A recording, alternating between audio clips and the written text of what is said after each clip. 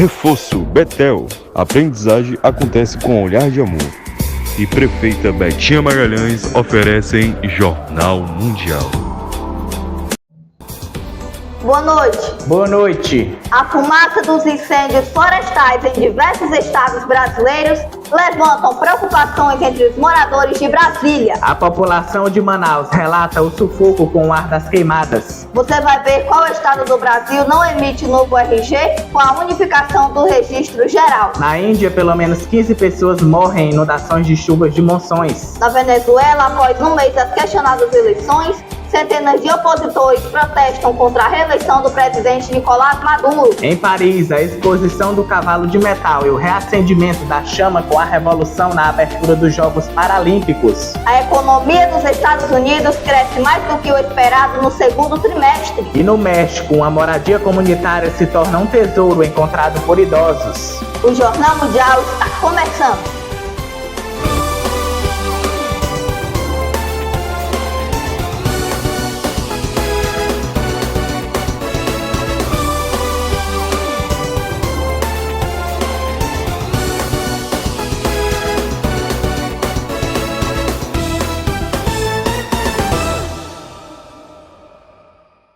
O prazo para que os estados brasileiros começassem a emissão do novo RG era 11 de janeiro. Apenas um estado não está emitindo o documento. A reportagem é de Rodrigo Jesus. Roraima é o único estado brasileiro que ainda não emite a nova carteira de identidade nacional. O prazo para que os estados começassem a emissão do documento era 11 de janeiro. O documento pode ser tirado por todos os brasileiros de qualquer idade e unifica o registro geral em todas as unidades da federação por meio do cadastro da pessoa física CPF, o que possibilita melhorar os cadastros administrativos, fortalece as verificações das forças de segurança pública e mitiga os problemas de fraudes no Brasil, de acordo com o governo. O novo documento segue padrões internacionais e possui o código MRZ, o mesmo do passaporte, que permite a entrada em países do Mercosul com maior facilidade. Para os demais países, ainda é necessário a apresentação do passaporte. De acordo com o Ministério da Gestão e da Inovação em Serviço Público, a responsabilidade pela emissão é dos estados. A antiga carteira de identidade ainda não perdeu a validade, mas só será aceita até 28 de fevereiro de 2023. A Carteira de Identidade Nacional segue o disposto da Lei 14.534 de 2023, sancionada pelo presidente Lula, que determina o CPF como único e suficiente para identificar o cidadão nos bancos dos dados de serviços públicos. Antes, cada cidadão poderia ter até 27 RGs em cada unidade da federação. Com a implementação da nova identidade, o brasileiro passa a adotar apenas o CPF como um número identificador. Brasileiro de qualquer idade pode tirar a identidade, mas é bom ficar de olho enquanto a validade. Para pessoas de 0 a 12 anos incompleto, a validade é de 5 anos, já de 12 a 60 anos incompleto, a validade da carteira é de 10 anos, acima de 60 anos, a validade indeterminada. Com a nova identidade, a probabilidade de fraudes é menor, visto que antes era possível que a mesma pessoa tivesse um número de RG por estado, além do CPF. Com a CIN, o cidadão passa a ter um número de identificação apenas. A nova carteira apresenta ainda um QR que permite a verificação da autenticidade do documento, bem como saber se foi furtada ou extraviada por meio de qualquer smartphone. Para a emissão, a população deve procurar a Secretaria de Segurança Pública do Estado, onde deseja ser atendido. Para obter a nova identidade, o requerente deverá apresentar a certidão de nascimento ou de casamento em formato físico ou digital. O documento será expedido em papel de segurança ou em um cartão de policarbonato plástico, além do formato digital. A primeira via da CIN e as renovações em papel em formato digital pelo aplicativo gov.br são gratuitas. de acordo com a Lei 7.116/83. A segunda via, porém, paga uma taxa que varia de estado para estado. Além disso, se o cidadão desejar a opção de policarbonato plástico, haverá uma cobrança por parte do estado emissor. O ar cheio de fumaça dos incêndios florestais está levantando preocupações entre os moradores de Brasília e Manaus. Os estados brasileiros estão enfrentando altos níveis de fumaça no ar. Nesta terça-feira, o Supremo Tribunal Federal determinou uma mobilização para o combate aos incêndios no Pantanal e na Amazônia. O Instituto Brasília Ambiental destacou que os dados da Estação Automática de Qualidade do Ar mostram que o Distrito Federal passa por uma situação delicada relativa à qualidade do ar. No último domingo, o índice da qualidade do ar foi qualificado de ruim para material particulado, que pode ser poeira, fumaça ou fuligem. Durante a noite de domingo, chegou ao nível de péssimo. Com certeza me preocupa muito, é um problema para a saúde, eu mesmo sofro com rinite e com o tempo seco já é ruim, com a fumaça agrava. Sim, é pela primeira vez, assim, tem 30 anos que eu moro aqui em Brasília, é a primeira vez que eu vejo esse fenômeno, essa fumaça toda, né? As últimas medidas da estação mostram que houve uma pequena melhora no indicativo, mas a qualidade do ar ainda está muito ruim. As condições meteorológicas não favoreceram a dispersão dos poluentes, com o vento trazendo a fumaça dos incêndios para a região, agravado por uma situação de inversão térmica, que dificulta ainda mais a dispersão. A gente percebeu nesses dias, todo mundo percebendo um aumento, principalmente voltado a essas doenças respiratórias, conjuntivite, tudo associado. Nesta terça-feira, o ministro Flávio Dino, do Supremo Tribunal Federal, determinou que a União mobilize, em até 15 dias, o maior contingente de agentes das Forças Armadas, da Polícia Federal, da Polícia Rodoviária Federal, da Força Nacional e da Fiscalização Ambiental para atuar de forma repressiva e preventiva no combate aos incêndios no Pantanal e na Amazônia. Para o custeio das ações, o Executivo poderá abrir crédito extraordinário e, inclusive, editar medida provisória. A quarta-feira foi de muita fumaça e qualidade do ar preocupante em Manaus. Moradores da capital do Amazonas se queixaram da situação. É realmente triste, É algo muito de ver que um lugar tão bonito, foi tampado por fumaça, algo que o ser humano, pôde produzir, Então, acho que é algo que é dolorido de se ver, Dolorido de se olhar. É muito triste porque você quer ver um ponto turístico lindo, maravilhoso, e tá tapado aqui, olha, você quase nem enxerga a ponte lá, tudo. É muito triste o que está acontecendo aqui em Manaus mesmo.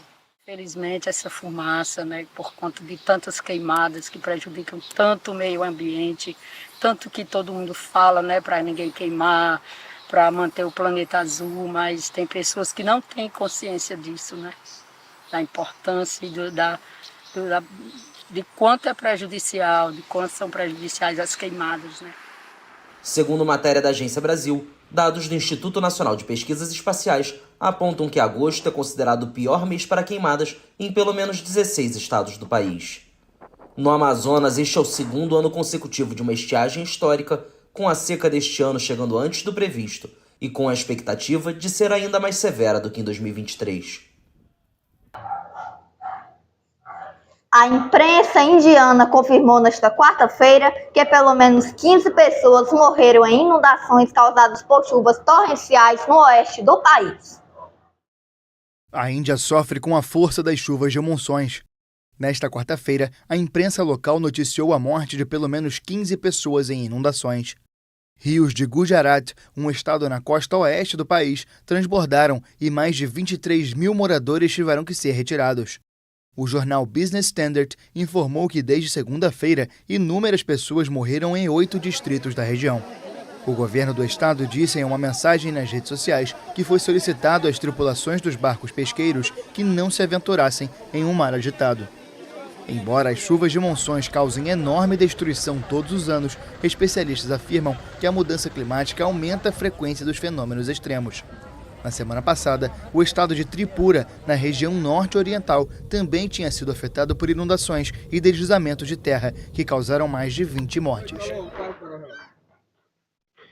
Centenas de opositores venezuelanos protestaram nesta quarta-feira, um mês após a questionada reeleição do presidente Nicolás Maduro. A Venezuela registrou atualmente o maior número de presos políticos em quase 25 anos. A líder opositora venezuelana Maria Corina Machado foi a estrela de um protesto nesta quarta-feira em Caracas contra a reeleição do presidente Nicolás Maduro, considerada fraudulenta pela oposição.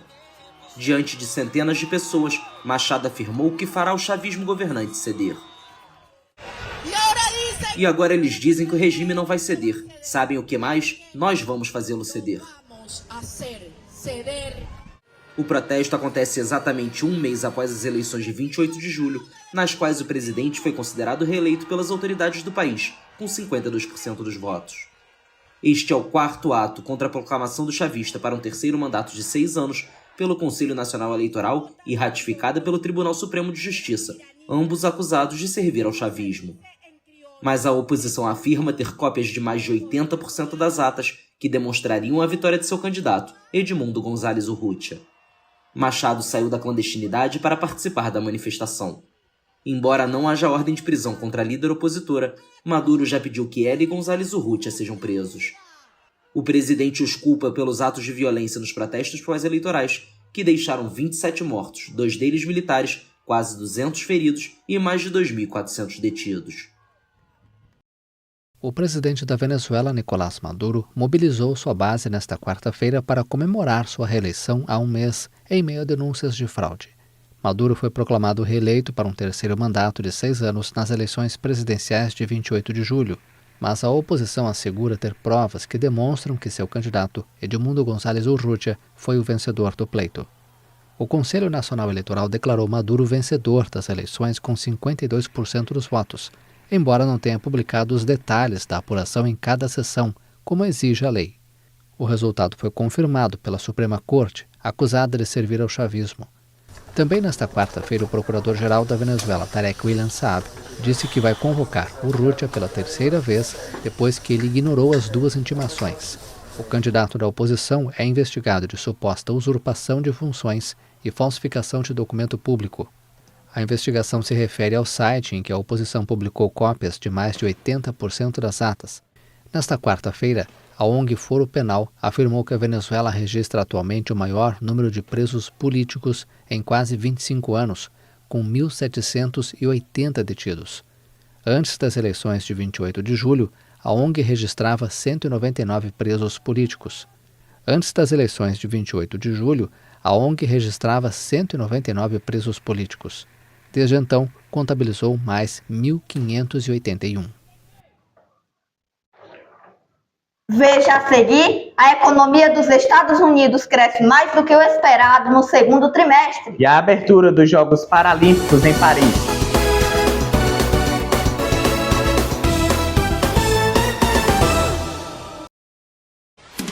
Jornal Mundial é patrocinado por Prefeita Betinha Magalhães, Ebert Importados, a loja mais amada de Camusim, e Reforço Betel.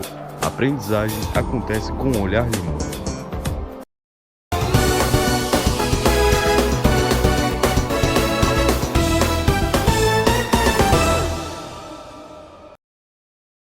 Dados do Departamento de Comércio dos Estados Unidos mostram que a economia do país cresceu mais do que o esperado no segundo trimestre deste ano. A economia americana cresceu mais do que o inicialmente previsto no segundo trimestre de 2024, devido aos gastos com consumo superiores ao estimado. Os números foram divulgados nesta quinta-feira pelo Departamento de Comércio dos Estados Unidos. A maior economia do mundo cresceu a uma taxa anual de 3% entre abril e junho, acima dos 2,8% de uma estimativa anterior. O consumo inesperadamente alto, apesar das taxas de juros ainda mais elevadas, ajudou a impulsionar os números nos últimos tempos, mas como as famílias estão esgotando as poupanças da era da pandemia, esperava-se que o consumo recuasse. A taxa de desemprego subiu para 4,3% em julho. o número de empregos criados no país foi revisado em forte baixa para o ano fiscal, que terminou no final de março, uma queda explicada pelos dados do setor privado. A informação preliminar do último ano fiscal indica que a economia dos Estados Unidos criou menos 818 mil empregos do que os números considerados até agora, uma diminuição de 30% em relação aos dados iniciais de 2,9 milhões de vagas criadas. Hora de nós sabermos da previsão do tempo para amanhã. Marcelo, boa noite, o que você traz aí pra gente? Olá, boa noite Gabriel, boa noite Alice, boa noite para você. A semana termina com alerta para nevoeiro. Confira a previsão do tempo de amanhã. No sul, o tempo seguirá firme entre o norte do Paraná e o centro do Rio Grande do Sul. Há previsão de nevoeiro na faixa central do Paraná e no litoral sul do Paraná, além do norte de Santa Catarina. No sudeste, o tempo firme para os 3 estados da região. Há previsão de nevoeiro na faixa leste do estado de São Paulo. Além disso, destaque para a umidade relativa do ar, abaixo de 30% no interior paulista e mineiro. No centro-oeste, tempo firme nos 4 estados ao longo do dia. As temperaturas se elevam um pouco mais em comparação aos últimos dias, com destaque para a umidade relativa do ar, que seguirá abaixo de 30% na maior parte das regiões, com algumas áreas caindo abaixo de 20%. Na região nordeste do Brasil, tempo instável na faixa litorânea ao longo da sexta-feira e deste sábado, com destaque para a faixa entre o leste do Rio Grande do Norte e o sul da Bahia, onde há previsão de pancadas de chuva. Na capital Salvador, a chuva será de moderada a forte intensidade ao longo de todo o dia. Na região norte, tempo seco na maior parte da região. As temperaturas seguem elevadas. Há previsão de chuva na faixa oeste do Amazonas, em Roraima, no noroeste do Pará e no Amapá. Vamos ver as temperaturas mínimas e máximas em algumas capitais para amanhã. Em Curitiba, no Paraná, mínima de 10 graus e máxima de 24. Em Brasília, no Distrito Federal, a mínima será 13 e a máxima não passa de 28. Em Palmas, no Tocantins, mínima de 24 graus e máxima de 36. Em Belo Horizonte, Minas Gerais, mínima de 11 e máxima de 28. E em São Luís, no Maranhão, a mínima será 25 e a máxima pode chegar aos 33 graus. Por hoje é só, um bom final de semana a todos. Boa noite, Gabriel, Alice. Muito obrigada, Marcelo. Até amanhã. Obrigado, Marcelo. Tacos de salmão e alface estão no cardápio da professora aposentada Tesha Martínez, em Laguancha, o primeiro projeto de moradia comunitária para mexicanos que desconfiam de lares de idosos e defendem sua independência. Nesta comunidade de Malinalco, a 100 quilômetros da capital mexicana, um grupo de amigos decidiu envelhecer junto. 30 idosos construíram pelo menos 6 casas com o dinheiro das suas aposentadorias e poupanças em Laguancha, um projeto de habitação comunitária. Em comum, os participantes desconfiam dos lares de idosos e valorizam a própria independência. Coabitação é isso, é a auto-organização de um grupo de adultos que geralmente são amigos e decidem morar juntos. Então você se pergunta, com quais amigos eu gostaria de morar quando ficar mais velha? 6 dos 30 integrantes já residem no local, onde serão construídas mais 9 casas. Alguns vêm e vão, embora o objetivo seja permanecer em Laguancha o resto da vida. Na coabitação, os integrantes decidem o tamanho da comunidade, quem vai participar, o que vão fazer, quais são as regras, o que querem comer, onde querem estar, quais vão ser as atividades. A partir daí, o grupo se organiza. O projeto Laguancha nasceu em 2009 como uma iniciativa acadêmica sobre a melhoria da qualidade de vida dos idosos. O México tem uma população de 127 milhões e meio de habitantes e enfrenta um processo de envelhecimento moderadamente avançado.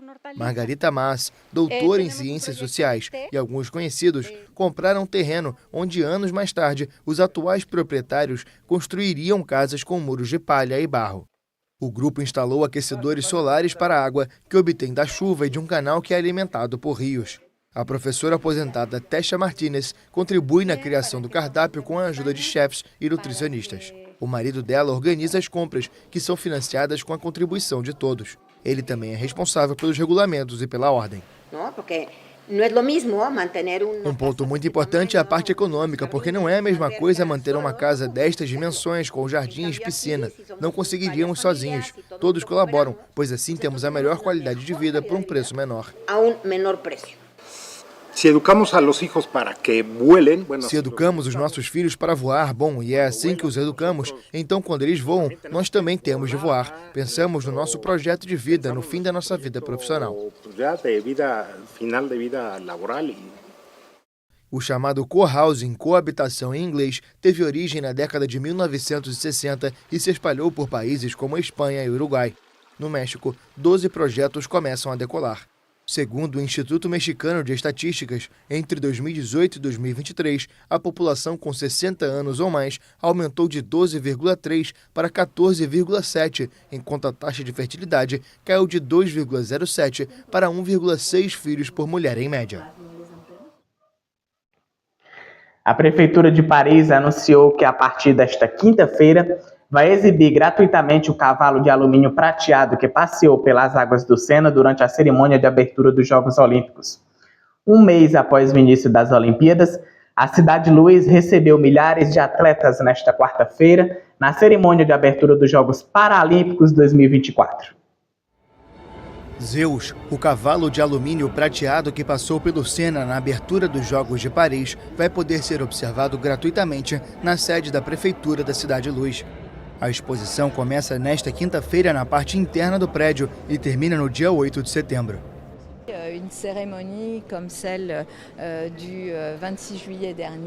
Uma cerimônia como a realizada em 26 de julho foi uma performance ao vivo, que é passageira. Poder estender esse momento, não apenas tocar, mas ver essa obra com os próprios olhos aqui na Prefeitura, a casa comum dos parisienses, é uma grande satisfação, uma grande alegria. Em uma sequência onírica, o galopante cavalo mecânico percorreu 6 quilômetros pelo Rio no sentido leste-oeste até a Torre Eiffel. Após a exibição na Prefeitura parisiense, a peça vai seguir para outras cidades francesas.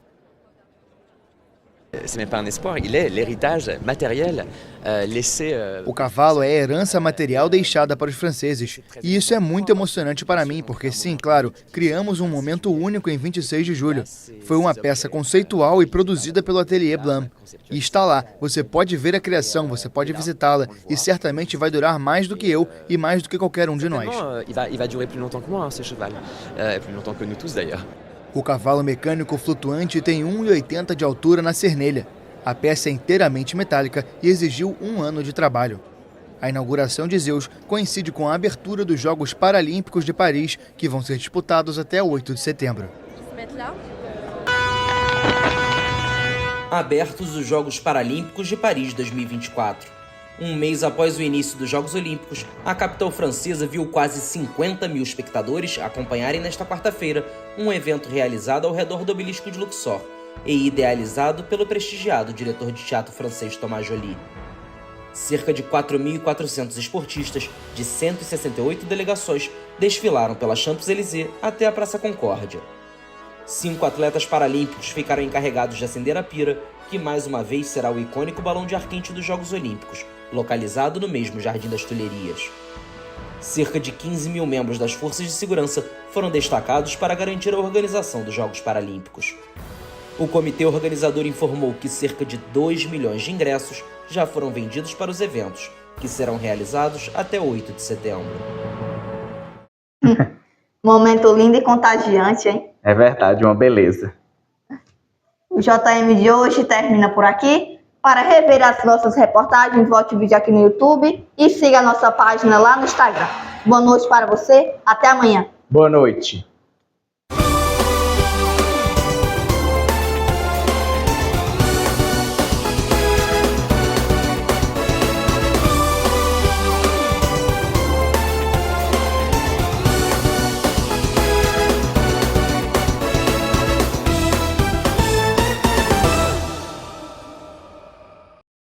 Jornal Mundial.